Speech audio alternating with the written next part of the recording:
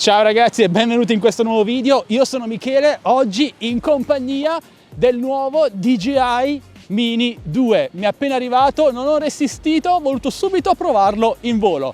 Infatti in questa recensione invertiremo le cose, prima la prova di volo, poi l'analisi tecnica. Il drone è già qui, pronto al volo. Purtroppo le giornate diventano sempre più brevi, quindi sfruttiamo questa poca luce che abbiamo anche per testare il sensore se è in grado di registrare al meglio anche con poca luce. Quindi vogliamo subito con un bel po' di venticello. Riuscirà il DJI Mini 2 a reggerlo al meglio oppure no? Se avete dubbi o domande mi raccomando un bel commento qui sotto, e detto questo voliamo!